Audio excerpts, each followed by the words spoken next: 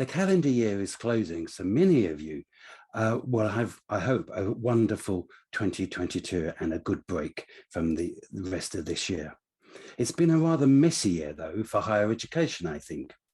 Much talk and little action, considerable confusion, lack of matching expectation, but rhetorical joys and biting criticism, and a silence or two. No white paper to clear the confusion has yet been produced, and we are left wondering if the Augar recommendations will be implemented and in what form and to what extent.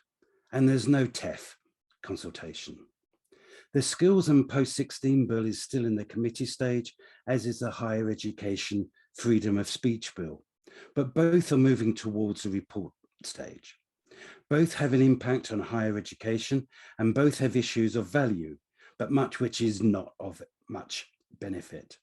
The first might inhibit vocational students at level 3 going to university, and the second has one central issue, and that's how the office will deal with 3 speech complaints.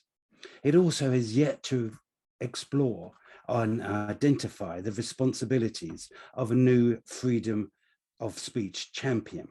It's not clear who and what that person will be doing. The lifetime loan entitlement has made higher education out of modules and enabled more marketing opportunities. And I'll say a little more about that later. There are new directions on access, as universities are required to backwardly integrate into schools and so have to bear the responsibility of poor student attainment as inputs, as well as poor quality student outcomes. And probably students will have to match a threshold of qualification success to qualify for student loans, which might directly affect any of the enhancing effects of access that government want. Indeed, it may mean that less qualified rich students will be able to take their place, but those less financially able will not. The consultation and government response to the initial teacher training paper has revealed its authors supporting the invasive and disruptive elements it contains. It'd be interesting to see if Oxford and Cambridge retain their intransient position towards this activity. As I said before, the lifelong loan entitlement has had its plaudits, but we still have to wait until 2025 to see exactly what it might be. Ministerial ministers have, of course, given strong rhetoric about it being able to turn education from a destination to a journey and breaking out of the 4-year higher education straitjacket, language which is rather strange from the higher education minister. Analytics and metrics, as they apply to teaching, research and quality, have been conflated, and the digital entrapment of high quality scholarship constitutes, not that I'm against digitalization where it's appropriate, but has constituted a way of being, which is not its intention, where it can be utilized in sound pedagogical practice. Conferences have gone online, and the subsequent reduction in travel and accommodation costs have enabled more diverse participation, which has been a positive move. And it's also seen a decline in the sector's carbon footprints. It is clear that many of the ideas promoted this year by government have been socially distanced, and that a serious engagement on how higher education can help realize potential has not yet been undertaken. For sure, a more integrated post-16 system seems to be under discussion, but to do this without a higher education white paper seems frankly silly.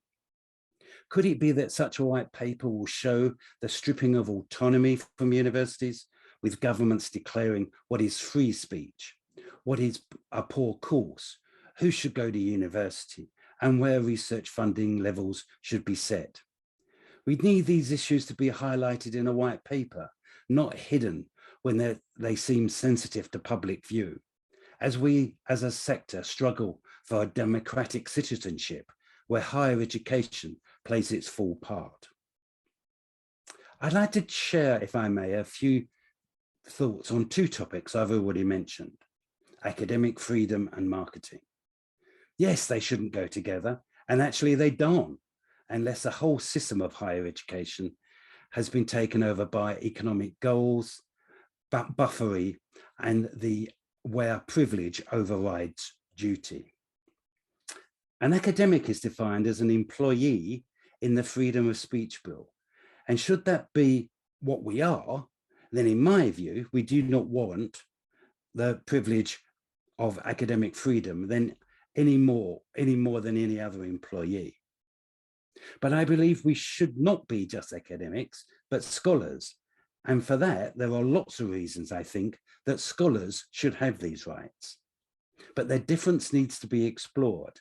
And I'm happy to do this with anybody who cares to. The second issue is enshrined in the Alison Wolfe and Andrew Jenkins report, Managers and Academics in Centralizing the Sector.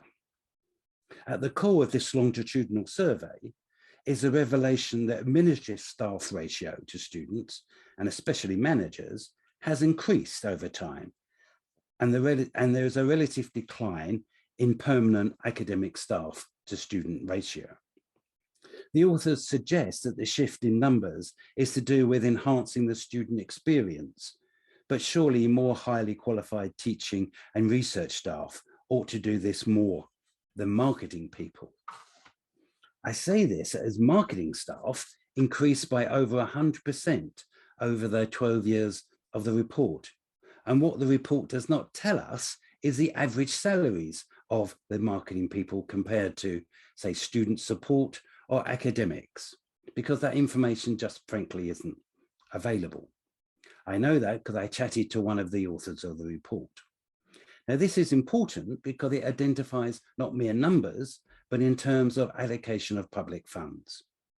We also don't know the average marketing budgets of what institutions spend. And we can't compare that, say, against student support. Given this neoliberal market that we're in, I ponder why that is. Have a great 2022. Best.